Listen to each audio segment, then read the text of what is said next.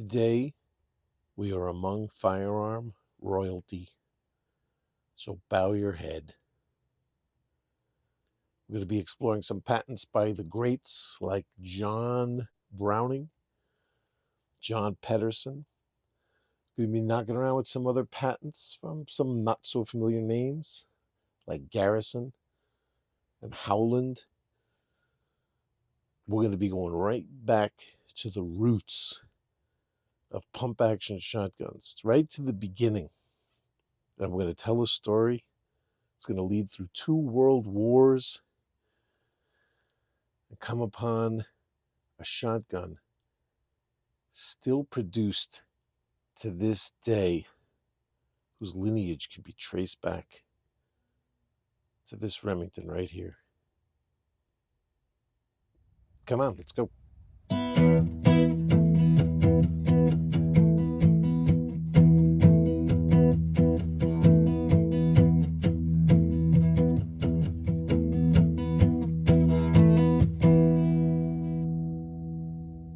Mill Serp Garage. That's right. We went and did it. It's a Remington Model 17. This is a really weird one.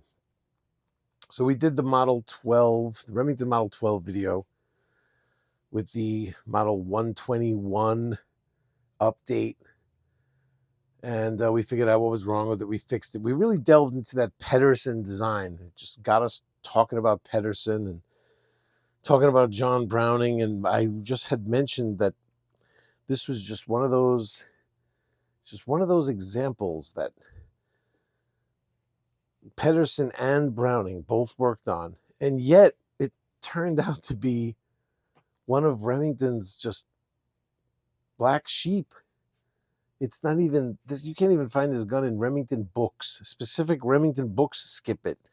It's skipped all over the place. I think it's even skipped in the freaking Brownell's Encyclopedia, which is our go-to Bible for looking at these different designs. Well, you know we like messing with patents. We're really going to get busy here with some patents. This guy has all of what it has to offer. Everything that it has to offer that this channel deals with. So let's delve in. So let's just cover nomenclature here first, then we'll take a closer look at it, and then we'll just delve into like its history a little bit. So what is it actually? Okay, so in 1915, I think it was 15 the date? We got to really start. No, 1913, Browning put in an application for a patent for this gun. 1913. So what was going on back there in 1913? I mean, just think about it. That's where we're going to have to go. We're really going to have to go back that far and start messing around at, like, the origin of pump guns. You know what I mean? The differences between like pump guns and the automatic shotguns. It was a turbulent time. There was a lot going on back then. And I mean, just forget about the fact that there was a world war about to, like, come and just roll on in and complicate everything. But so this guy, 1913 is when the patent was applied for. Browning is making a 20 gauge. This was 20 gauge only. This specific shotgun only made in 20 gauge. This one specifically has a 28-inch barrel, 2 3/4-inch chamber. This one was manufactured in 1922, but they were made from 21 to 33. So you can see right away, if it's a Remington Model 17, you'd expect with the regular Remington formula that they followed back then, that if it was a Remington Model 17, it would have been released in 19. But the fact that it didn't come out till 21, a couple of years later, tells you that there was something going on. So they made about 73,000 of these, not a lot, from 21 to 33. And then, sweeping parts together and completing guns that they already had parts for stretched all the way into 1941, which shows that there just really was not a lot of popularity for this thing that even stopping production in 33, they had enough parts to go for another 8 years. You know what I mean? So that'll show you that they really weren't selling a lot of them, you know? And this is a pump action, bottom loading, bottom ejecting shotgun. This is a 4-round tubular magazine here with one in the chamber, making it a 4+1 capacity gun. When I got this one, it had this in here, which if you check, this is pretty cool. It says Remington 16 and 20 gauge. 11, 8, 17. What? Oh, I had deciphered this, but now I'm drawing blanks. Maybe it was for the Model 11 and the Model 17. I'm trying to figure. It says 16 and 20 gauge. This would be a pretty rare one considering it's just for those 2 gauges and not for 12 gauge. But this was the plug that went in the magazine tube. I marked them now. I should have done that right from the very beginning because I have some of these that I don't know which guns they came out of. Maybe some research online could tell me, but as much as somebody might say you shouldn't write on them, I write on them now just so that I know which gun they came from. So yeah, let's see, where do we go with this thing? I have so much information. I'm overwhelmed. So 1913, Browning throws down the patent. Now, I put in here when they were applied for, when they were granted, and when they expired this time, because this is going to become important for us. So this one was applied for in 13, granted in 15. The gun's the Model 17. Came out in 21. And this expired in 32. Okay, so this was a huge departure for Browning. Studying this, I did a lot. I probably did more studying of this design than any other Browning design. I suggest you print this out. This is a very, very detailed patent. The pages of text go on and on here with the explanation. Here's the number. Pull this one up. This should be in the like the top folder. This is like firearm patent 101. This should be right in there, right? So Browning was paying homage with this patent, with this design. And I never really heard anybody talk about this. So it's not like, a lot of the information that you find online, doing your own research. I mean, it is what it is. You say, you have a YouTube channel and you're just watching other stuff and just plagiarizing it. It's like, come on, you have to get your information from somewhere. You know what I mean? And I'm by no means, I'm not an Ian McCullum here. You know what I mean? It's like that guy is like, I mean, he's Gun Jesus. I'm not Gun Jesus. I'm a disciple, and I get a lot of this information from guys like him and other places.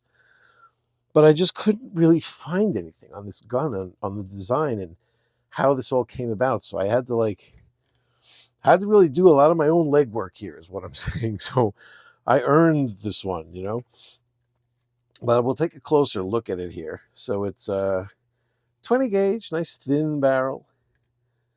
And this might look familiar to you. We're going to explain to you exactly why. If you're not aware of where this design went, it's going to really interest you. But it might seem a little bit familiar.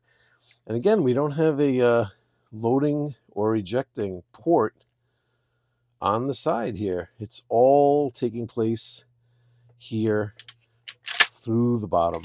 Now, we're going to show you a lot of shotguns here. They've all been cleared twice before I did this video. So don't safety out on me that if I'm not checking every action. They're all sitting here. They've all just been checked. We're going to go through a lot of different shotguns. So everything happens right through here. And you might say, wow, Browning really had it going on there with that. That's unique. But Pedersen, we can't forget Pedersen. So let me get over here. This is the Remington Model 10. Came out earlier. This is actually a very old one. I'm very proud of this gun. This is there's a good chance that Pedersen himself put his hands on this one, because before there was a Remington Model 10, there was the Remington pump action repeating shotgun. And that's what this was called. You got to remember, we're going back now to 1908. So if this was the model 1910, 1908 is when this thing officially, hit the streets, let's say.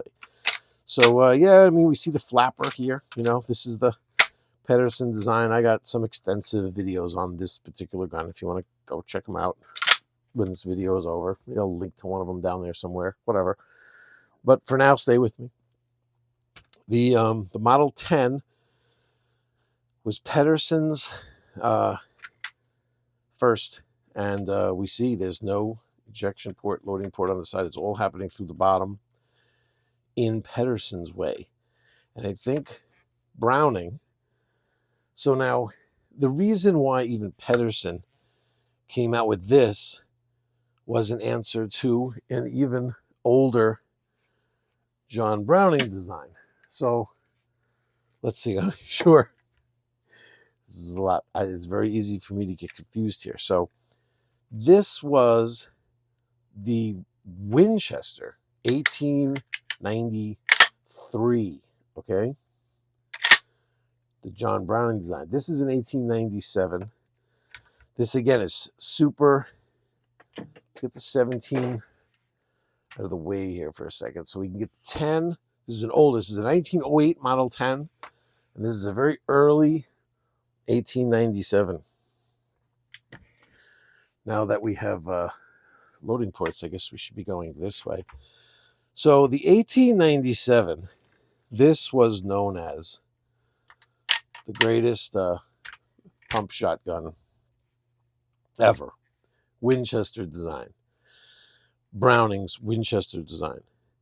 By 1909, let's say, when 1908, when Pedersen was working on this guy, Browning was even long gone from Winchester.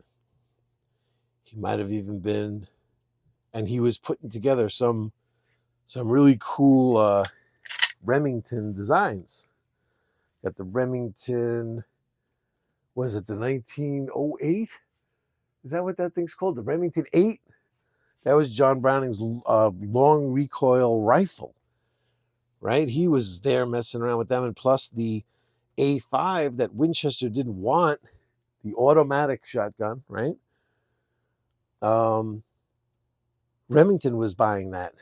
Remington was taking that, and he went to FN with it because the owner of Remington died, like when this was all going down with his departure from Winchester. But he eventually came back to America with it, and FN was making it in Europe, and Remington had the exclusive rights to produce that in America, and that eventually became the Model 11. But he even started that in like 1908. It wasn't called the Model 1911. It was called the Remington automatic auto-loading shotgun, something like that. So Pedersen had the pump, Remington had the semi-auto. And the thing about the fight back and forth between Winchester and Remington was that Winchester had the pumps. They had the popular pumps. Remington was always trying to play catch up. But they did pretty good. Like with guys like this, they did really good. And even with ones like this, with the Model 17, they did really good. But Winchester had them on the pump shotgun thing, and the main reason, I'm trying to find a place for these things, the main reason really was this guy, the Model 12, the Winchester Model 12. This was T.C. Johnson. So there's just some other guy completely that's just going to come into the mix here that that, man, this TC Johnson, where is the release for this thing again? I don't even remember. Oh, it's already released. It's hiding inside the receiver, the release. This was the greatest pump shotgun that there was. Winchester. The Winchester Model 12.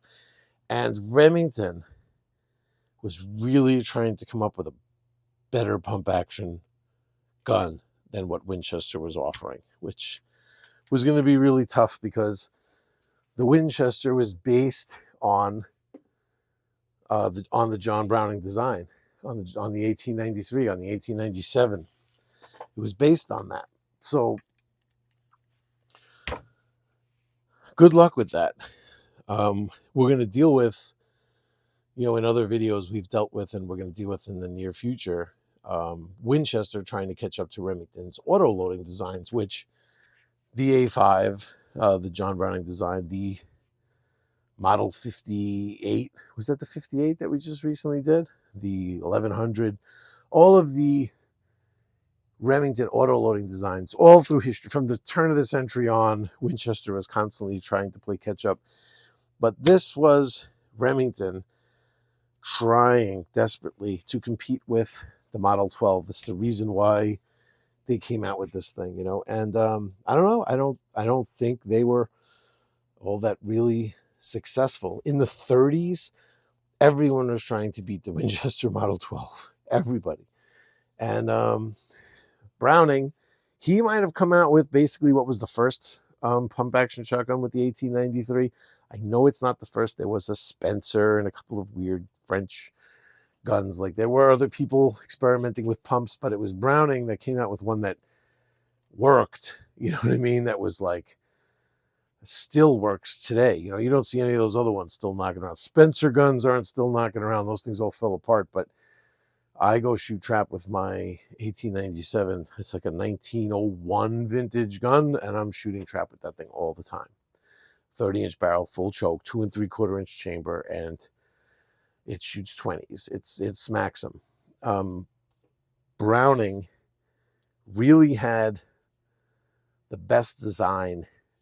But his departure from Winchester, he left that on the table there. He didn't own it. They did. And as much as you could say, oh, Winchester had him with the pumps with the Model 12, but it was still Browning's design. So let's slide back into this guy. I hope this is really the right direction for this. With all this information, is the right direction for this video. It's tough to figure out how to actually put this all together. But basically, John Browning was paying homage to Pedersen. Pedersen had this design originally with the ejecting and loading from the bottom, and Browning was like, I'm going to improve on that. I'm going to mess with it, So 1913, here's his patent again. 1913, he applies. Granted, in 1915, they start producing this thing. They want to start producing it in like 19, but the war hits, right? So they really don't get it out there until 21, when the war is over. They were producing a lot of stuff for the war effort, And Pedersen eventually, right, he makes some improvements to this design. This is the patent for that. Now, I went through a few other patents. Instead of going back to that later, I'm just going to show it to you now, and then we'll get them out of the way. I did a lot of research on this, man, and this was a tough one. So this patent, you just pull them up and you poke around and you see what you could find. This was listed as a supposed Model 17 patent from Pedersen, his improvements, but here's the number. I'm looking at it. I don't know. I'm not 100% sure. I'm thinking that this is like more Model 10 stuff. You know what I mean? But you take a look. Supposedly, this number is thrown around a lot as one that he used for the improvements. Here's another one that's listed that's thrown around for the improvements. stuff that's going on with firing pins. Could very well be there was a firing pin improvement. I don't know. Here's the number. You take a look. Now, ones that I'm pretty sure are not applicable, which I saw in some places were listed as applicable, were this number for this one, this number for this one, and this number for this one, which when I'm looking at this, I think this is Pedersens Model 1914. That's what I think this one's from. So I don't think those are applicable, but you will see them sometimes. I don't want someone in the comments going like, no, I read that it was these. I looked at them. I don't think so. This is obvious. I mean, just look at it. You could just look at the pictures of it. So now what Pedersen improved is very interesting. You decide, you take a look, you read this. It's pretty complex, but his improvements basically were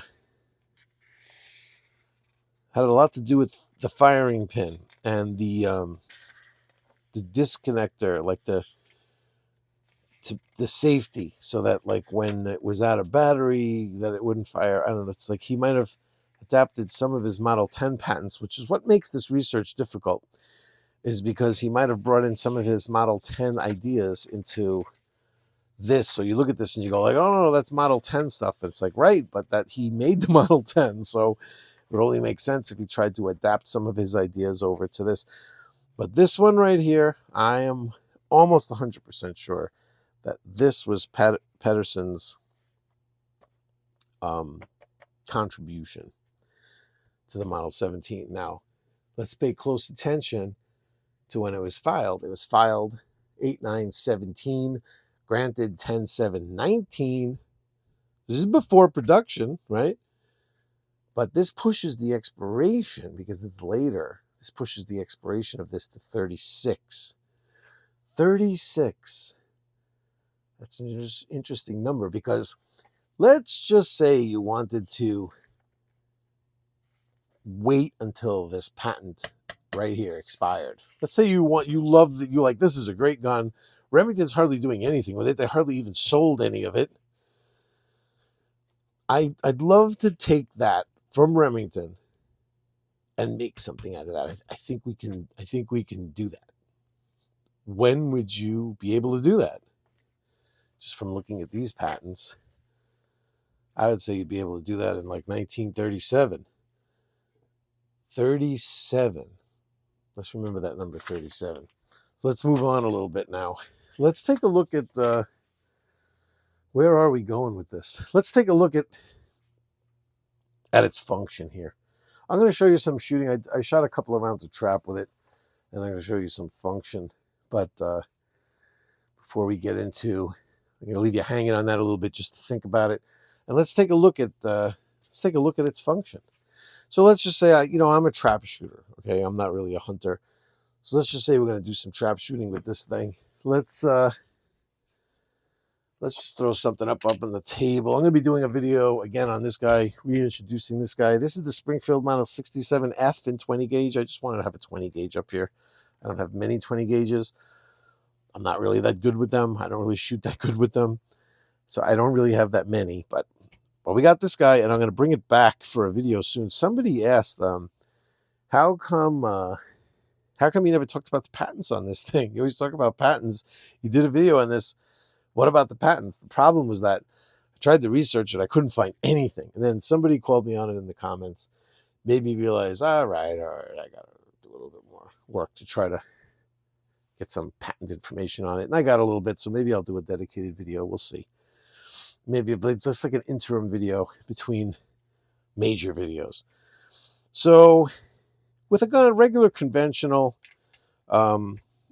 shotgun, let's say, we have the loading port right here, ejecting port, the loading port on the bottom and the ejecting here. But you could also, if you're shooting trap, you could also just load through here, throw a round in, you close the chamber.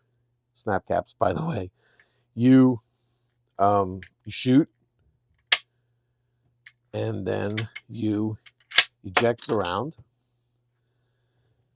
You take another round, throw it in, close the action, shoot, eject the round, throw it in, close it, shoot, eject the round. Simple, right? It's like an economy of movement.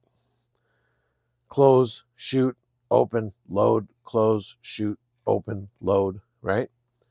Because of the way, thank you, by the way, model 67F, appreciate you being used for the, you letting us use you for the demonstration. Here, this is why a lot of people don't like to shoot trap with these. Normally, there's just way too much going on. So you'd have to load the chamber, right? And then, load the magazine tube. That got stuck, didn't it? That got stuck in there. Then you'd have to open the action. See, these guns don't like to work upside down. I'll just let you know. You have to open the action, close the action to load it, shoot, then open the action to eject it. Now you can't load it with the action open, so you got to close the action again, load it, then open the action, stuck again. Oh my God, these snap caps are horrible. I got to do it. I got to turn it around. Ugh. Open the action, right? Close the action.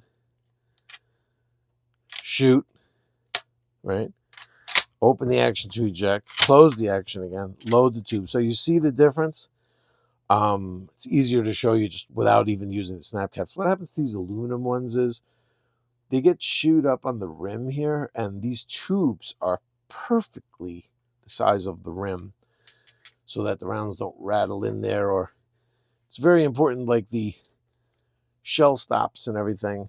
They're very, very perfectly machined, and the tolerances are very close. And when these things get chewed up, for some reason when the brass gets chewed up, it could work with it. But when this aluminum gets chewed up, these things just get stuck in those tubes almost all the time. So basically, you'd have to load it, cycle it, shoot, cycle it, load it, cycle it. There's like so much cycling going on. Maybe that's why these are known as being so smooth. These have a reputation as being super smooth. Maybe it's because of how much you have to operate the action, like actually smooths it out. I found a better way to shoot it, and I tried. You'll see when I show you my trap shooting footage. I had a lot of trouble. I had a lot of trouble with this gun. Rounds were, it was hard to get these. I was using these guys. So they're like high brass. So it's kind of weird. I was having trouble loading them. The edge of this rim here, the edge of this brass was getting stuck in the magazine tube. And then it was really hard to operate the action to eject them. Like these were fire forming to the chamber really hard. I think it's just the ammo. I don't think it liked these. Didn't like these Federal Top Gun. I don't have much 20 gauge though. I'll try something different next time, but I don't have many choices. I don't have much 20 gauge stuff laying around. But my way of doing this, the way that I found that's better is, let's see if I can, maybe don't push that in so far. I would load the first round. So this is how I shoot trap with it, right? So I'd load this into the chamber, shoot. Then as it goes around, let's say it would go around, if I'm the only guy, then I'm just loading right away. But let's say I'm waiting till it's my turn again, let's say, right? I never ejected that. When it's my turn again, I would just load the tube and then eject, And of course, that got stuck in the magazine tube again. And then I would eject. This defeats the purpose of my demonstration by having to rack the slide a million times. But you could see that when I would eject the round, I would automatically load the next one. I don't know where that one just went. It just shot out of here. So I'm just going to demonstrate without even using these ridiculously horrible snap caps. By the way, if they're not realistic snap caps, they're garbage. So, I don't have realistic snap caps to use for shotguns, but these are the things I use for all my demonstrations. And I suggest you do the same. I wish they would come out. I wish they would somehow come out with some shotgun stuff. I'm going to be on top of them. I'm going to bother them to do it because I really need them to have some quality shotgun stuff. These things are horrible. So again, let's just say there it is. It's in there. Boom, I shoot. I would load the tube. Just imagine with me because we don't have quality ones to use. We load the tube. So now when I eject, that round immediately goes right in. And then bang, I shoot that one. When it's my turn, I just load the tube, cycle. I'm ejecting and loading. So I'm essentially doing the same amount of movement as with a gun that has the ejection port on the side. All right. That's my little advice to you. But you see in my video, I'm going to be honest with you too. I'm going to leave my shooting video up there. And it is what it is. What happens, happens. Whatever transpired will transpire. I was cycling it. Rounds were falling out of the gun. I was struggling with the gun. I couldn't load it. I'm going to leave it 2 rounds. I shot 2 rounds. I really feel like I recorded the whole thing. I really feel like going from start to finish and just showing both rounds. If you're not too bored, that's maybe what I'm going to do. I think I'm just going to show you both. And this is what I was shooting. 20 gauge, 2 3/4, 210 feet per second, 7/8 ounce, 7.5 shot. So you think about that 37 yet? What that 37 number? Come on, you guys know. Everybody knows. I'm trying to act like I'm surprising everybody, but so what happened was Ithaca wanted this design for the longest time. In firearm history, it's one of the weirdest acquisitions, ever. They wanted it way back in the 30s. They had to actually sit there and wait for the patents to expire. So basically what they did was, what was unfortunate is that here's Browning's original patent, right? Where is that? Here's Browning's original patent. And they knew this expired in 32. They thought they were just going to scoop this thing up in 32, right? But no, then they were like, no, Browning has these patents. Pedersen had this other patent on it. So that went to 36. So then they had to wait even more years all the way to 37. And then something else that's interesting. Let me find this here. I don't really know where this fits in. I tried my best to find this, but this Garrison guy here, apparently this was also a improvement that was made. This guy worked for Remington. He's done a lot with Remington. You see this guy Garrison is on a lot of he was a collaborator with a lot of different patents with a lot of other Pedersen stuff and things like that. And this one was filed by Remington, 5/13/32. It was way late. It's almost like they tried to block anybody from getting it. But I don't know. But the Ithaca did come out with theirs in 37. So I don't know. This was granted in March 3rd of 36. This didn't expire till 53. So maybe they threw this down just so that they had to pay royalties. I don't know. But this seems like this was almost a patent on the slam fire, at the slam fire ability of the Ithaca. The Model 12 does not slam fire, but the Ithaca does. And the Ithaca, you could see the size difference. This larger receiver, the Ithaca in 12.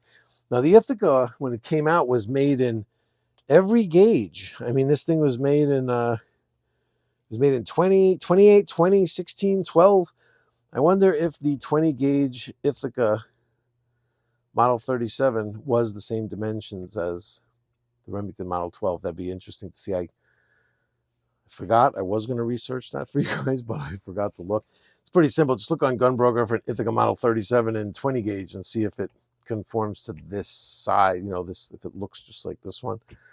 I guess it would be hard to tell if you weren't comparing it to anything, but I was kind of curious about that, or if the Ithaca stayed on this larger frame all the time. I don't know. And one other little tidbit was that Garrison, so this was Garrison's patent that I thought was maybe to block them. I don't know what that one was for, actually. And then Ithaca, the update to the Model 17 Ithaca, they couldn't just like take the design. They had to like patent something. So this guy, an Ithaca designer, H.E. Howland, this guy came up with a patent filed on May 7th, 31 and issued March 15th, 1932. So that's when they thought they were going to take over. That's when, because in 32 was when they thought they were going to get this patent. So they made this update to it and they thought they were going to get it, but they didn't. They got blocked. They got blocked by the Pedersen patent. But this was Howland's update to the Remington Model 17 to like make it theirs, to be like, well, we made this change and now this is our patent. Since that expired, we're adding our patent to it. And now this is an Ithaca Model 37 with our own little special design. I'm not exactly sure what that would be. Interesting to see exactly what that is. What does it look like? It looks like it's something to do with the safety, again, like with the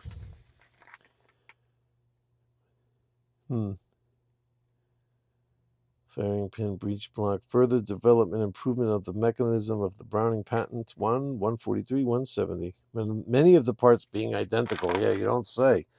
Kind of looks identical to me, huh? Woo! Yeah, a lot of the parts are identical, aren't they? Ithaca, we love you, baby. But boy, did this thing become popular. One of the things I feel bad about Ithaca is that this gun just had no luck, like this design. So originally, what really squashed Remington was coming out with it, and then a major war hit. So here we are, 1937. Ithaca's throwing this thing out on the streets, and boom, 1941. We enter the war. I mean, Ithaca's making M1 Garands. I mean, M1 carbines, weren't they making, right? I mean, whatever. They're just it definitely put a kibosh on it. And it was only after the war that this thing really exploded. But boy, it really did explode. And they learned something from Remington, actually, because when Remington did originally come out with it, they came out with a 17R for Riot, right? It was produced with a 20-inch barrel. It didn't sell well for Remington, but it was a cut-down version. There was another cut-down version, 15.1-inch barrel and a pistol grip. Gained popularity with detectives, marketed as the Model 17R Special Police. So there was a 17R and a 17R Special Police with a 15.1-inch barrel. Major purchases of the shotgun were made by the New York Police Department and St. Louis Metropolitan Police Department. It was referred to as the Whippet gun because this thing weighed nothing. It's light enough as it is here with a 30-inch barrel. I can only imagine. They were 20 gauges. I mean, the police department was buying 20 gauge shotguns. The 15.1-inch barrels, basically cutting it like right here. Let's see where 15.1. Let me get the Ithaca 37 out of the way. Thank you, Ithaca. We're happy to have you visiting with us. But unusual for you, we are going to be speaking just about the Model 17 today. Doesn't always happen. 15, yeah, so we're right here. So just imagine this short. It's like it's like holding a pistol, literally. I mean, and then it probably had a short stock too, you know. But the whippet gun. So that's why NYPD really was fond of the Ithaca Model 37 as well. So you watch a lot of these old movies like Dog Day Afternoon, a lot of these like New York movies, you know, Taking a Pelham 123, movies like that. See a lot of Ithaca Model 37s being thrown around because it was a big NYPD gun. But its origin was with this 17R Special Police, the whippet gun, and Ithaca learned from that. Uh, like even though they didn't sell well, they did see how Remington attempted to market it, and man, there's a million different types of 37s out there, feather lights and riot guns and ones with like set up tactically, set up for this, set up for that, all kinds of stuff. There's a million different variants of it, and yeah, whew, that was a lot of information. That really was a lot of information. Did I cover everything? Well, let me just put the shooting video up here, and I'll take a seat here, and I'll discuss. So for a 20 gauge, I really felt like I was hitting more than I would normally hit. So I shot 2 rounds, and I shot 2 15s with it. And it was weird because it was kind of streaky. I would get a 5 on one station, and then a 2 on the next station, and then a 5 on the next station. You know, it wasn't just missing across the board. So if I got a 15, 2 15s is shooting 30 out of 60, which is 60 out of 100 average. So basically 60%. So you're shooting 60%. So you're hitting more than half of them. Okay, but not that much more than half of them. You're almost missing as much as you're hitting. Let's put it that way. So, but you'd expect it's like flipping a coin. You know, it's heads, then it's tails, maybe 2 tails in a row, then heads, then a couple of heads in a row, maybe 3 in a row, maybe the most, like that. But it was very streaky. It was like would hit, then miss. It was couldn't really dial it in. The only thing I can imagine, this is, and I hate to sound excusey, you know, I never do that, but I'm going to be honest. It was like gale force winds on this day. It was insanely windy. So the wind was really weird because it was like that hurricane that just passed through, and it came up the northeast, and it was like a tropical depression when it reached here, and it was right over us that day, and that makes for some really strange winds where there's like a 50-mile-an-hour wind at your back, then all of a sudden it's in your face, and then it's at your back again, and then all of a sudden it disappears, and it's so calm you could light a match and it wouldn't blow out.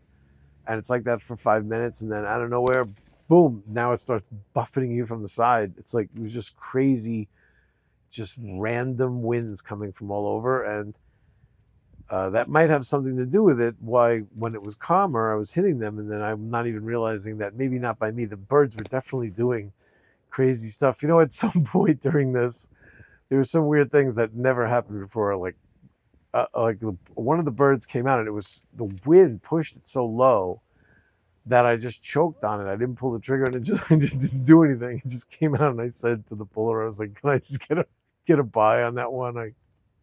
I just kind of like stared at it and didn't even pull the trigger because it was just so the wind blew it down where it was almost into the ground. I was like waiting for it to come up, and it never did. So whatever, he just let me just shoot again at the next bird. But that's how crazy they were. I don't know if it comes out in the video how all over the place they were, but so that's it for the scores. I never really do well with 20 gauges to begin with, but the action itself, you can see here by now, you must be seeing that I'm struggling with it. It's like, I'm assuming that it would smooth out a little bit, number one. This thing was filthy when I bought it, by the way. It was very, very, very good condition, but very, very dirty. It might never have been cleaned, you know? And I cleaned it really good, so I'm sure it's not dirty. I don't know. I think it just might be the ammo. I have a feeling that high brass there was just making it was just sticking. Just wasn't happy with that. Um, I think it would do better with a different type of ammo. But eventually, I started to realize that I really had to muscle it, and it was going okay. So tried to use that trick that I was telling you, how I would load it and cycle it. After shooting, just leave the empty in there and not cycle it out, and just load the tube again when it was my turn. Now, when a puller that knows what's going on, not going to bother you, but a puller that's not 100% sure of even your action, they don't want to see that. They don't want to see anything weird like that. That's kind of it makes people uneasy when you do something. They're not sure what you're doing. They're like, you can't load 2 rounds at the same. You can't load 2 rounds, dude. That trap. It's just one at a time. This isn't skeet. And I'm like, I'm not loading 2 rounds at the same time. I'm loading one, shooting it, and then I'm just not ejecting it and loading another one. So I don't know if you can really technically say I'm loading 2 rounds at the same time, because there's really only one of them that has powder in it. But I mean, I guess technically there's 2 rounds in the gun at the same time. This puller is not going to bother me. I was by myself this time, but I have shot this technique before with the 37, and I have had people look at me weird, and I had a few times, and I had one guy actually say something. One, not a puller, but a guy on the line said something about you can't load more than one in the tube. I don't know what he said, so I was like, I'm not. There's only one in the tube, and I'm cycling it into the gun. But he's like, yeah, but you're. He couldn't get. He just wasn't getting it. You understand what's going on, but he wasn't understanding what was going on. He was saying that I had to clear the gun completely before I could load another round, which just makes for a lot of cycling, So I like to do it this way, but this one, the Model 37, it just seems so much smoother. My gun is way smoother. But again, I'm blaming the ammo. Right now, I'm blaming the ammo. I'm not blaming the Model 17. But it was like fighting. It was like fighting with it. Like to eject even was tough. I was fighting. But once I realized what I was dealing with, it got a little easier now that I knew how I had to function with it. But for such a tiny little gun to have to muscle it like that was kind of funny, because it's like a baby, and I have to muscle it around. And it's like, you feel like it's a 1922 gun. You want to show it some respect. You want to be like really gentle and nice and everything. But now this thing demanded to be beat up. It demanded it. So yeah, I had fun. 215s, I guess, with a 20 gauge, a pump 20 gauge for me. It's not so bad.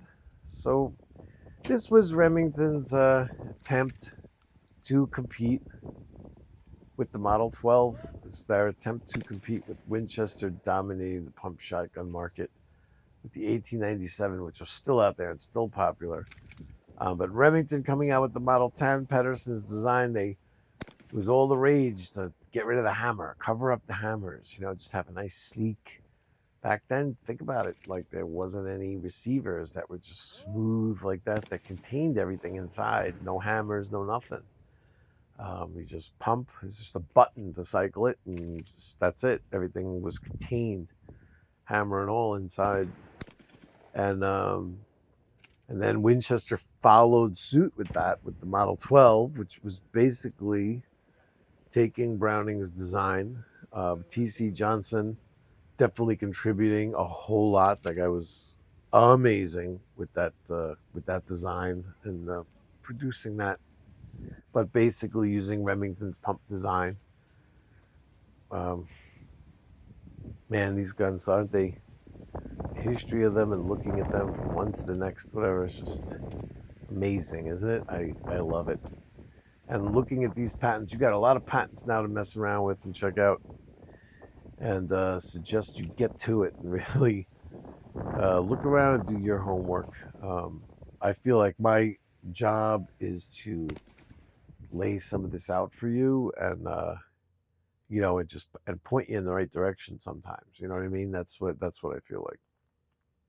This is a Pedersen A Browning Pedersen Garrison design with Howland. What's his name? Howland? I'm sorry. I want to get that guy's name right. I don't want to seem like I'm just blowing past his contribution. But I can't find his patent. Howland, I'm sorry. H.E. Howland. He threw something into the mix there when they baked the Model 37. So there's a lot of guys all involved with the design here. That's culminating with the Model 37. But if you really want to go back to the roots here, and you want to shoot a Remington that nobody's really seen, nobody's even sure what they're looking at, you got to be into 20 gauge, obviously. I'm not a huge 20 gauge fan, but this is, if I'm going to shoot a 20 gauge, I'm going to want to shoot one like this, you know. Why Remington? It's interesting how Browning was like, this is just going to be 20 gauge. And it's the strangest gun, isn't it? It was almost like Browning was goofing around. I have that feeling, you know what I mean? It's like he's like, oh yeah, Pedersen, you got that's interesting. You know how I would do a bottom loading. I would get rid of this and I would change this and I would do this. It's like, what, really? That would work? Yeah, I'll show you. You know what? I'm gonna do it in 20 gauge to keep it nice and small and light too, because it's got so few parts. It's gonna be light, and I could really cut the size of it because of the way it's gonna be configured. And check this out. And Browning spent a little time on it, came out with that, and I don't know how serious Remington really was with it. Some of these designs, they compete with each other. It's just, you look at Winchester's history, you're like, why didn't they want to buy this from Browning? Why did they shelve all of this? Why did they listen? You can't come out with something that's so awesome that it even hurts your own designs, your others. I mean, you sell like 4 different shotguns. You have like a shotgun line, let's say. You have a pump, you have a this, you have a lever action, you have like a line of shotguns, like a family. And if you come out with one that's better than all of those, if it's so dominating that it could even crush the market on your own other stuff, you could actually hurt your sales. If you hurt your, so what's the sense if you sell one shotgun really good, if you kill the sales on 4 others? So a lot of these times when these designers, they're just so happy that Browning made so many designs for Winchester that Winchester just bought and threw in a drawer, shut the drawer, locked it, and that was the end of it. And so, now all these patents have expired. Somebody should take all these designs and actually build these guns. That would be awesome. If somebody just came up with like the John Browning Incorporated, John Browning and Company, just, I don't know, find some long lost relative of John Browning and start making those older designs that Winchester, the patents have run out, that Winchester did nothing with. That would be freaking awesome, because there's a lot of crazy stuff. I've looked at some of those and they're crazy. They're just as crazy as the Browning designs that did come to the market. So, ladies and gentlemen, thanks for tuning in. I hope you had fun. I hope all my shooting video doesn't bore you. And again, like I said, I left this one raw. This was me. This is crazy. This is a weird day for me. I had a long night the night before. I ran to the range to get this video. The first time I went to the range to do this video, I took the gun out. I had a box of 20 gauge on my hip, and I went to put the press round in and realized that I had the Ithaca Model 37 in my hand. I took the wrong gun to the range. That's how similar these things are. That's how similar they look. And I took the Ithaca Model 37 to the range. So this footage, I had to go back on a day where I just had a minute to just run in, shoot a couple of rounds, and get out of there. And it was weird. It was can't say I gelled with this gun 100%, but I guess we came to an understanding by the time it was time to go home. And I hope you enjoyed the visit here with it, and I hope you enjoyed our visit with Manny Grossman and the Grossman Files, talking some more about Son of Sam research with the 32 caliber connection of the shooting with the newly announced victim. That was pretty cool. Always love going on the show with Manny, and appreciate any of you that tuned in and showed your support. And what do we got coming up next? Like I said, we got that Springfield. I just wanted to might do like a little interim video just to throw down what patents I had found on that one that you guys might find interesting. Didn't even narrow it down, but just whatever I found. I just wanted to show you what I found, because this guy that left the comment, I'll leave his name in the, I'll give him credit in the video. He was right. He was right. I dropped the ball on that one. I should have at least said I can't find any patents. I don't know. Maybe I did say that. I don't remember. One of these videos, I left it up to you. I was like, guys, help me out here. I can't find anything. You find the patents. I remember I did that once too. So, Remington Model 17. And our next one is going to be awesome. Not the Springfield one. That's just going to be an interim. But our next full-length video is going to be on a huge favorite of mine now. An interesting little niche. It's going to tie in with this guy a little bit too. But it's going to be a lot of fun, and it's going to be interesting. And it's going to show some of the interesting progressions of some of these designs into more modern times. And when I say modern, I'm talking about like 70s, like early 70s. I'm not talking about modern like now. I'm talking about where did some of these designs, where did this Winchester Remington battle take us when we went into the 70s? And that's what we're going to take a look at. So you all take care. I like to keep these, I like to try to keep them under an hour. Like 5 or 10 minutes is probably the sweet spot for most of these guys. But for me, I like to stay in there till I got like 2 of you. So to both of you that are still watching, thanks for sticking in there with me. And like and subscribe for the next hour-long video, which will be coming up real soon. Y'all take care.